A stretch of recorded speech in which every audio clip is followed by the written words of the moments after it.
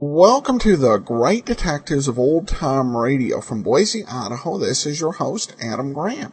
If you have a comment, email it to me, box13@greatdetectives.net. Give us a call, 208-991-4783, and follow us on Twitter at Radio Detectives.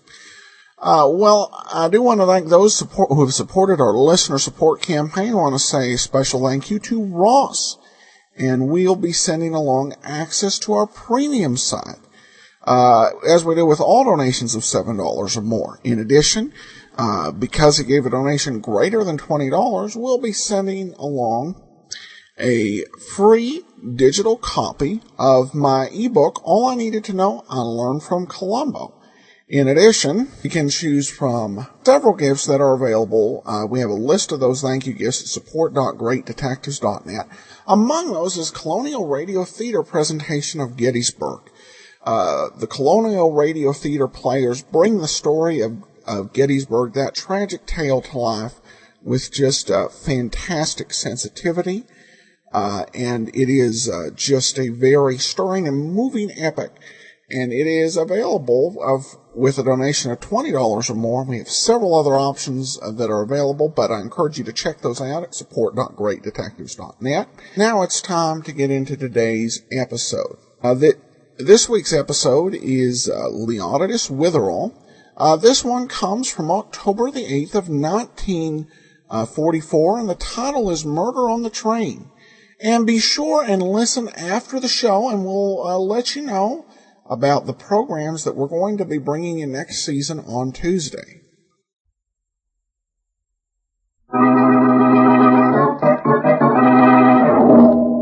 Don't open that coffin.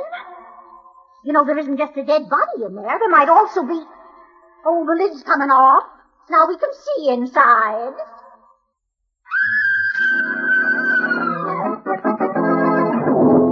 WOR presents the distinguished American actor, Walter Hamden, in The Adventures of Leonidas Witherall.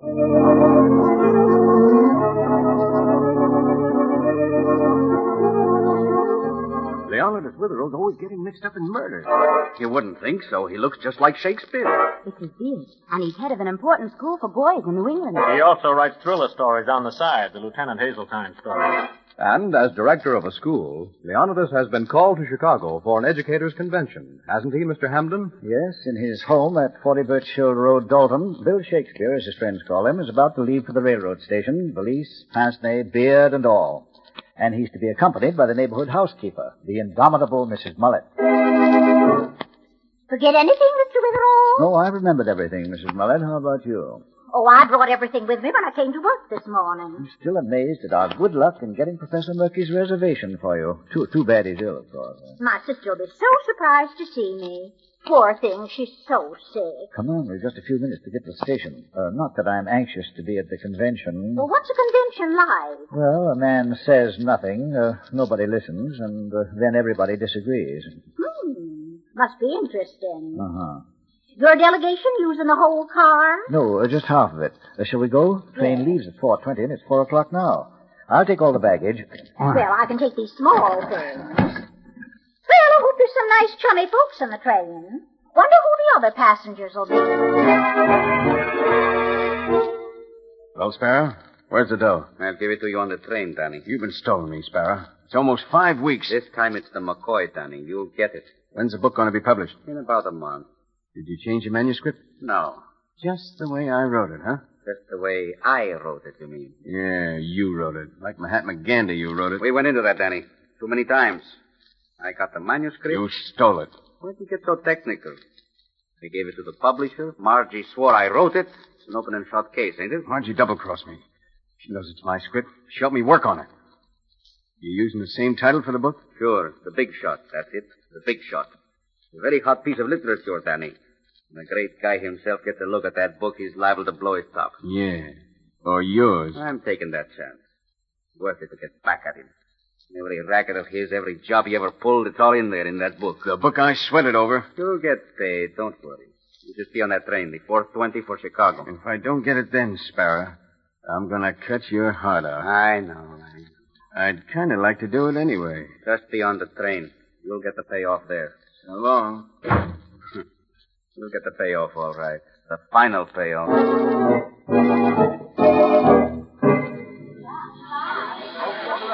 Track 8, the commander for Chicago. Track 8, the commander for Chicago. It's 4:20, Mr. Witherall. Why doesn't the train leave? Look out on the platform, Mrs. Mullet. You'll find the answer. See the men out there? Oh, yes. Say, that's a funeral. Well, sort of. They look sad. That's what's delaying us. Poor fellas. Bet the dead man was a good friend of theirs that looks so They're sad. putting the coffin into the baggage car now. It won't be long. Just my luck to be on a train with a coffin. They say it's very bad luck. Track 8, the commander for Chicago. Track 8, the commander for Chicago. Easy now, Red. Easy, don't drop it. Look sad, you dope. Look sad. This is supposed to be a funeral. Yeah. I never thought a coffin weighed so much. All right, slide it on the wagon. The guys will roll it into the baggage car. Now, here we go. Hey, listen, Benny. Why'd the boss want to pull the job this way? Ain't this an awful screwy way to do it? He said it's the only way, and we got to do it. Furthermore, we can't miss either. After the coffin's in the baggage car, I got the whole plan doped out. It's a good thing you got strong knives. Yeah, it ain't so hard. I take these things for granted. Besides, Brain says if I miss, it's going to be awful sad for me. Hey, they got the coffin inside. Yeah, I better get on. They'll be leaving. Goodbye, everybody. Good to see you. The commander for Chicago. Hey, Benny. Don't forget, the baby we're after is in compartment 6, car 5. Yeah, I know. Boss is on car 5, too. Goodbye. Goodbye, Red. You gonna sit here by the coffin, mister? Yeah, I'm the guy. Gonna ride to Chicago with a stiff. Nice company I pick, huh?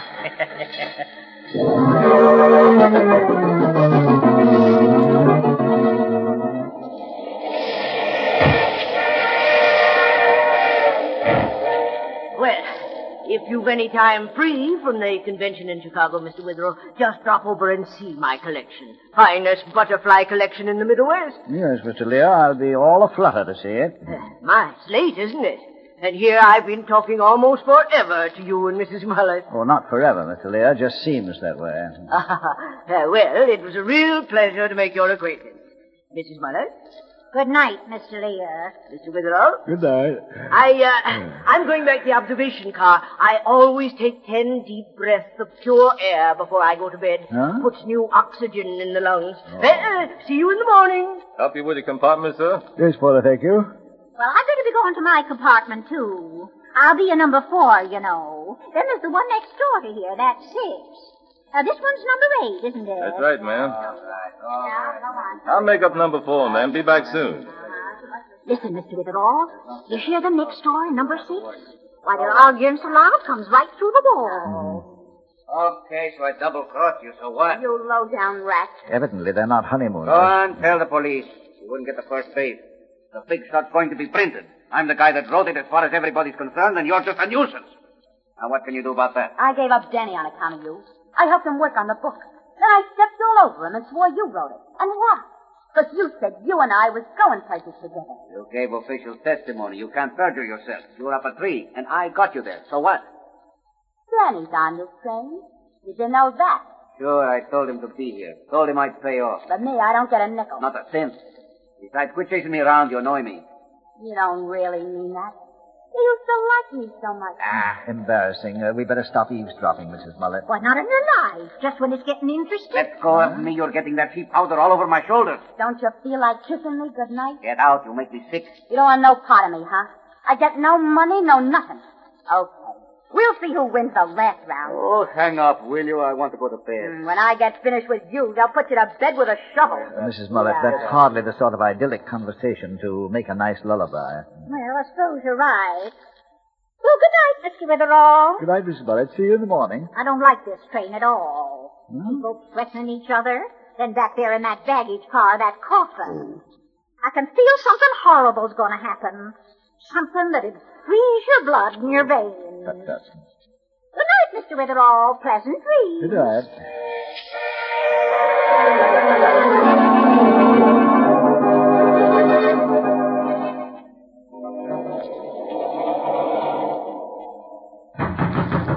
Wake up, mister. It's 2:30 a.m. Coming into Cleveland. Wake up. George? Huh? Yes, sir. George, it may be necessary to wake my fellow passenger in the next compartment there, but could you do it with a shade less violence? I've been trying desperately to fall asleep. Well, he's going to miss Cleveland. I got to get him up. Yes, but all you have to do is to wake one man. You're not supposed to blitzkrieg the train. He paid me $5 to make sure he gets off of Cleveland. I practically broke down this compartment door, but I can't get him up. Well, keep trying. The lucky fellow's probably a heavy sleeper. Good night. Good night, sir. Sleep well. I'll do it real gentle. Wake up in there. Here comes Cleveland. George, why don't you open his door and go in, Oh, eh? it ain't right. I'm not supposed to do that. Well, if you're going to continue your present tactics, would you please get something for me? Why, yes, sir. What? Small bottle of ether. Oh, I guess I better go in. It's the only way. Yes. Now I can get some sleep, I hope. Oh, my goodness. My. Conductor. What's wrong, George? The man, the fella in compartment 6, he's... my. What is it? That man's dead. I'll get my bottle. Dead, eh? Yes, sir. D-A-I-D, dead. Well, I hope your medical diagnosis is better than your spelling. What happened, Mr. Witherall? George says the passenger in the compartment between us is dead. Yeah, go on in. You'll see. I knew it. I told you there'd be trouble. Well, let's see. Come into the compartment. He's dead, all right, no matter how you spell it. Well, who is he? Yeah, I don't know. Hey, that's funny. This man looks different to me. Different, George? Uh-huh. Well, all men's faces change a little when they die, for the better. Yeah, I suppose so. Of course, I never did see him so good anyway. Now, what's up, George? The old passenger in 6, he's dead. Yes? Who's this fella? I believe the phrase is an innocent bystander, Conductor. My name is Leonidas Witherall. Anybody know the name of the dead man? Evident enough. All right, I'll wire the police at our next stop. They can take over from there. Now, let's look around and see who this fella is. Well, you should let Mr. Witherall take charge. He's used to solving murders. How do you know this man was murdered? Oh, when Mr. Witherall's around, practically everybody gets murdered after a while. We don't, Mrs. Mullet. Don't exaggerate. All right, folks, everybody go back to bed. You're going to be holding your teacher's convention in this compartment. Say, why not let Mr. Witherall take charge? Yeah, sure. We all know him. He's sort of detective. Are you a detective, mister? You with a beard. Officially, no. Occasionally, by an odd and unpredictable series of circumstances, yes. Serious. Okay, so you're a detective. Well, get going. Maybe you can help find out who this dead man is. Well, here's his wallet in his hand. His name's Thomas Bridges, 147 Mandalay Boulevard, Boston. Well, here it is, code. It's a ticket. A return ticket from Chicago. Chicago? Well, that's strange. So it is. Well, why is it strange? We're going to Chicago, aren't we? Yes, but this man asked George to get him off at Cleveland. Think he really was bumped off, Mr. Witherall? Well, there were no signs of violence, Conductor. Mr. Witherall, I just heard. Isn't it too shocking? Oh, yes, Mr. Lear, very unfortunate. Heart attack, probably. Oh, probably. Some people will disobey M.N. M.N.? Mother Nature. Yes? They strain themselves so. Oh, okay, QED. Who's been hurt? This gentleman on the bed, he's dead. That's not... Why, that's... Thomas Bridges? Yeah, Bridges. Did you know him? We met in the diner. And what's your name? Margie McIntosh. Conductor, I think it'd be best if we all went back to sleep. When the police come, we can find out exactly what's happened. Good idea. Well, pleasant dreams. Excuse me, but could you tell me what's happened? Hey, what are you poking around for, mister? I'm a writer. I sometimes do newspaper work. My name's Randolph. Danny Randolph. Man named Bridges just kicked off. Oh, I see. Well, look, could I just take a look and see... You say his name was Bridges? Right. We'll tell you if anything exciting develops after the police arrive, Mr. Randolph. Well, I'd appreciate it. I'm down car 12. I'd like to know everything that happened. Break it up, folks. Everybody back where you belong. I'll turn out the light, Mr. Witherall, and close the door. Yes, I'll be in the next car if you need me. Oh, thank you, Mr. Lear. So will I. But I don't think I can help much. No, you never can tell. Good night, Miss McIntyre. Don't forget to tell me when the police come. Keep me up to the second. Oh, certainly, Mr. Randolph. I'll be in car 7 if you want me, Mr. Witherall. All right, Conductor. Well, I guess I'll be going back to my compartment. Don't go to your compartment. Why? We've got some work to do about the dead man. Now, don't tell me you're going to go sticking your nose into this. You know, every time you get mixed up in a murder, somebody tries to strangle you. Wait till the car quiets down. Won't take a second. Then you sneak into compartment 6. What for? Well, I've been thinking of George's remark that the gentleman in the compartment looked different. Oh. Also, the fact that the original passenger in number 6 wanted to get off at Cleveland. And the dead man has a return ticket from Chicago. Did you say the original passenger? Yes, the corpse in 6 isn't the man who belongs there at all. I think someone else was there originally. How can you be sure? Well, in going through his trunk, I noticed that although it was equipped with a splendid wardrobe, the pajamas were missing. They weren't anywhere in the room. You see, the man who slept in there first must have been wearing them. Ah, the passage is empty and the conductor's obligingly lowered the light. Come on now. Here's the door. In very quietly. What are you going to do? Shut the door. That's it. Now hand me those bedroom slippers on the floor. Here you are. Thank you. I'll just try them on this man. Wait, I'll get the shoes off first. There. Now, see? They don't fit. Right. This compartment doesn't belong to Mr. Bridges at all. Well, It belongs to someone else. Someone who's wearing pajamas. Someone who undoubtedly has been murdered. Well, who? Where'd it be? Well, where would you look for a dead body, Mrs. Mullet? In a coffin? Clever of you. In a coffin? You mean... That the real murdered man is in the baggage car. In the coffin, brought here during the funeral. Logical, isn't it? Come on. You're not going to the baggage car, are you? I certainly am. Now, someone's guarding that coffin. It's law. So we'll have to dispose of him, then we can go ahead. Go ahead with what? We can go ahead and open the coffin. Yes, we can go ahead and open... Mr. Witherall.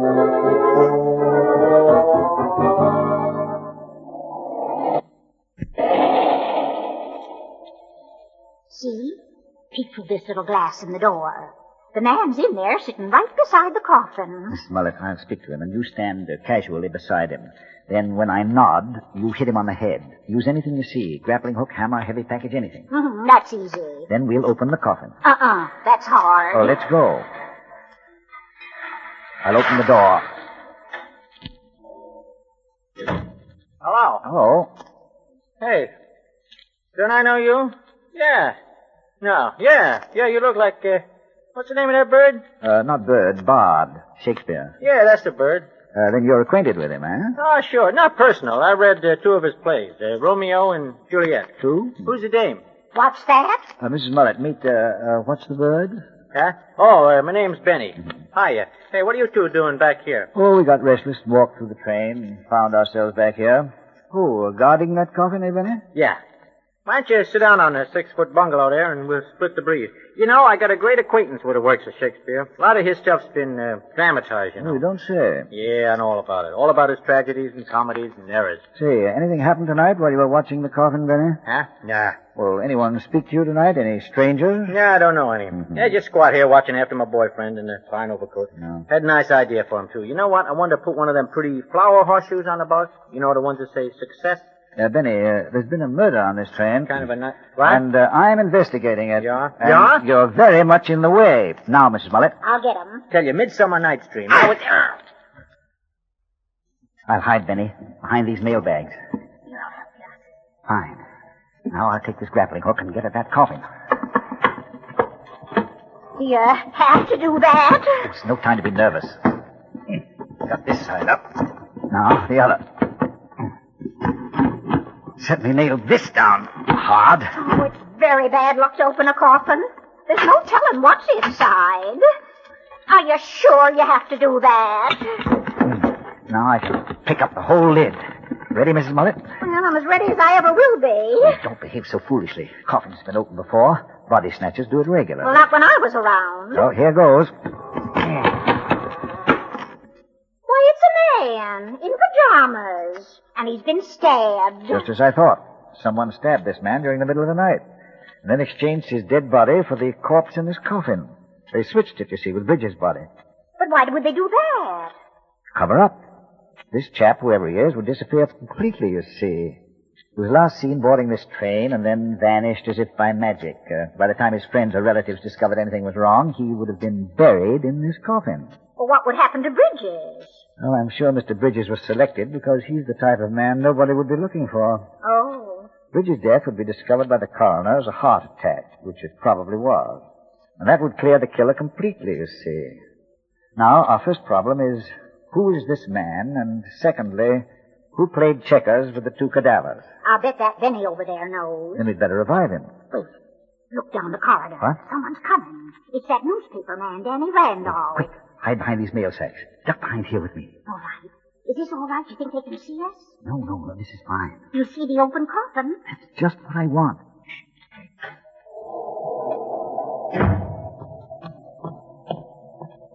Holy smokes. Margie, what are you doing here? Shut up. Not so loud. You noticed the same thing, huh? The wrong guy in Sparrow's compartment. Yeah, I figured somebody pulled a switch. There he is. See him in the coffin? Yeah. I'll bet you can explain how it happened. Are you crazy? I did out when I saw that stiff in Sparrow's place. How'd you ever manage it? You sap. You don't think I stabbed him, do you? Why not?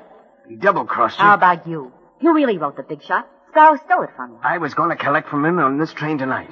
You don't think I'd knife him and lose the dough, would you? Well, maybe he was a big boy himself. He'd do anything to keep that book from being published. It might have been His Royal Highness, yeah. Maybe I that... could make things very hot for you, Danny.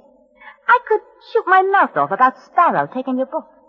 That'd give you a terrific motive. Yeah, and I could tell a cute yarn about how you got to swear he wrote it, and then told you to go jump in the drink. We don't have to be nasty to each other, Danny. We could be friends again. I've always been kind of sorry we broke up. Haven't you? First you had me, and then you cashed me in for Sparrow. Now he's gone, you figure you'll take me back. You're a high-class twist, ain't you? I'll keep quiet. We can take up where we left off. Yeah, sure. I could trust you. Wanna kiss and make up? So you can get the dough from the book, huh? Go on, scram before I push your face in. But, Danny... I'm getting out of here. This guy's no place to be with Sparrow lying in that coffin. Wait, Danny... Let me alone and keep your trap shut. Danny, come back! Danny, wait a minute. Quite a girl, ain't she? Yes, a charming twist. You think she killed Sparrow, or did Danny do it? You've forgotten the suggestion Danny made himself. Maybe it was the gentleman they called the Big Shot, who's about to be exposed by that book. Well, how can you find out who it was? Well, it seems rather simple to me. Since this is all because of the manuscript of a book, whoever has that script is the killer. We'll have to search for it in their berths, in Margie's, Danny's, and Well, how do you search the Big Shot? You don't know who he is. At least I can eliminate the first two. Mrs. Mullet, how's your scream these days? Well, after seeing you open that coffin, should be very good. Well, I want you to stand at one end of that car up front and scream for all you're worth. All right. Then lead everyone on a merry chase all through the train. I want about 3 or 4 minutes of confusion to examine Margie's and Danny's luggage. Suppose the manuscript ain't there. Then we know the Big Shot did the killing, and we'd have to find him. Let's go up front. All right. Leave Benny there. He seems to be resting so peacefully, probably dreaming about those 2 plays, Romeo and Juliet. Come on. Ready, Mrs. Mullet? Ready, Mr. Witherall. Go on.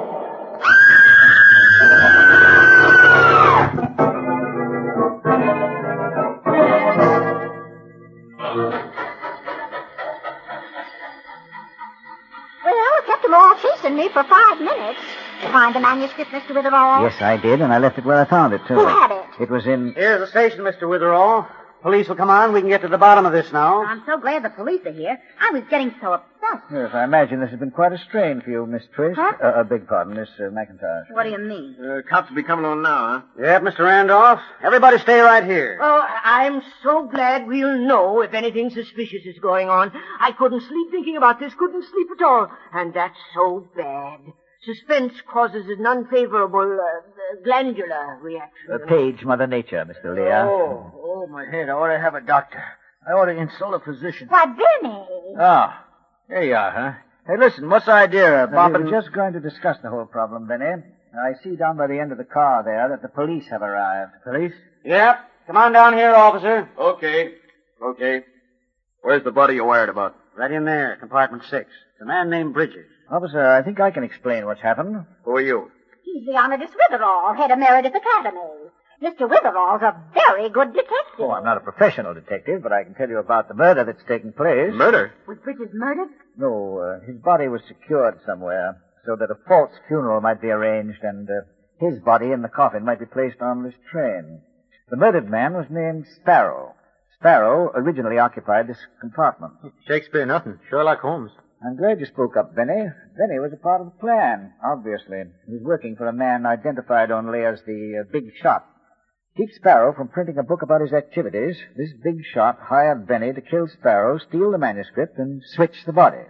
Sparrow's body's in the baggage car, officer, with a long knife in the side. I saw it. So, Benny... I didn't stab no Sparrow. I know you didn't, Benny, because you haven't got the manuscript in question. I found the script in the real murderer's luggage. Whose luggage was it?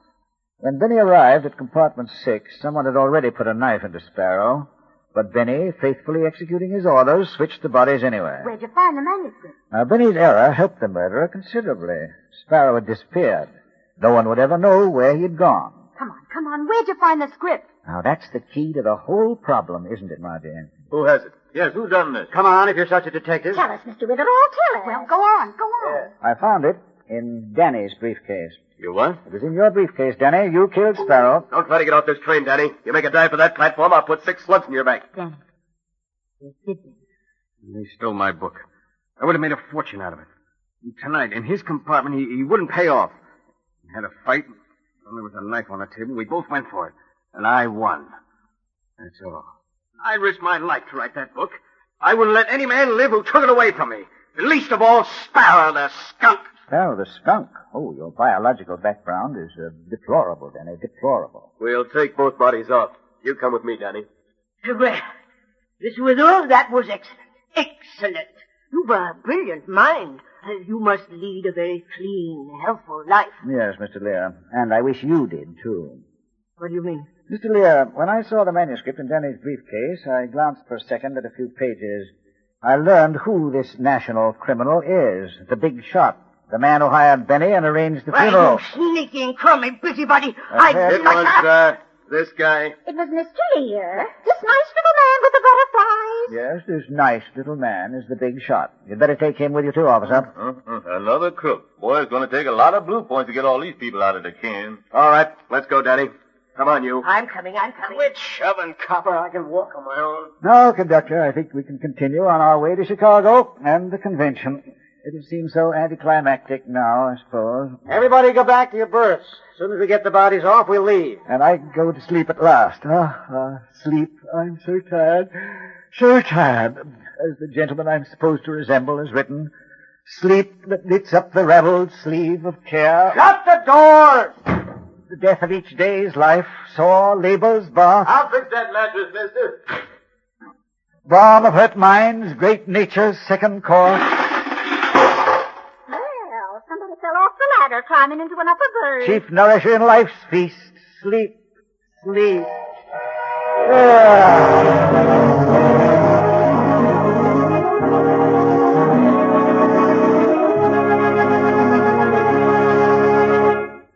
WOR has presented the distinguished American actor, Walter Hamden, in The Adventures of Leonidas Witherall. Mrs. Mullet is played by Ethel Ramey. The character of Leonidas Witherall is from the mystery novels by Alice Tilton.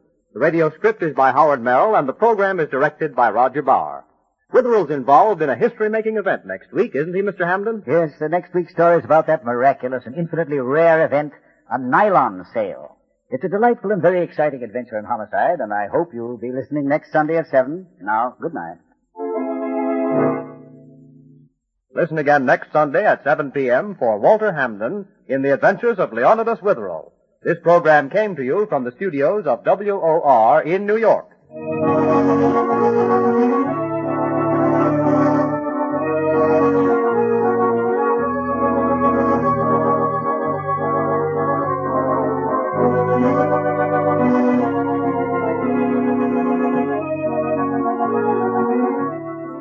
This is Mutual.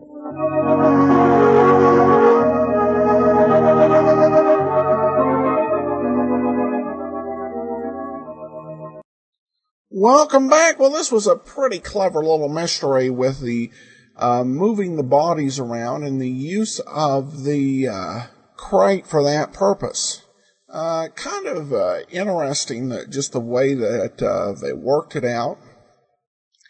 And overall, just some pretty nice twist. The Blue Points reference was kind of an odd one, because Blue Points were used during the war for purchasing processed foods. And I was not aware you could pay bail with them. Of course, the portrayal of the porter was just kind of the typical classic radio portrayal of porters. And in most radio and film productions of the era, it didn't get much better. I will say I thought they did a much better job in the Basil Rathbone, Nigel Bruce film Sherlock Holmes in Washington. I like that one much better. A little bit less stereotypical. All right. Well, now, as promised, we move to the Tuesday shows you're going to be hearing. And Tuesday really is where you'll hear the majority flux usually on the program. Because we always want to leave Tuesday open for those shows that don't have a ton of episodes out there. And so we will be bringing you a grand total of 6 shows next season. Now, of course, coming up still this season, in a couple of weeks, day after Labor Day, we're going to be bringing you The Fat Man. The shows that we'll be bringing you next season are as follows. Call the Police, Alive in Your Hand, Cases of Mr. Ace. Then The Adventures of Frank Race will move to Tuesdays. And after that, we'll bring you The Big Guy, Mr. Moto, and The Amazing Mr. Malone. All right, well, now we turn to listener comments and feedback. Jason comments on Facebook. We listen regularly to your podcast at home as well as back and forth from work. Thanks for the great shows, Adam. Keep up the good work. All right, well, thank you very much. Well, we're going to be back tomorrow. And we'll, with Let George Do It, be sure to listen. We'll be talking about changes we'll make on Wednesday. Some of them we talked about yesterday with Johnny Dollar. But listen on Wednesday and we'll let you know about a couple additional changes will come to Wednesday. So be sure and be listening then. In the meanwhile, send your comments to box13@greatdetectives.net. Follow us on Twitter at Radio Detectives. And become one of our friends on Facebook, facebook.com/Radio Detectives. And be sure and fill out our listener survey, survey.greatdetectives.net. And I do encourage you, if you can, visit support.greatdetectives.net. And we appreciate your support in the listener support campaign. But from Boise, Idaho, this is your host, Adam Graham, signing off.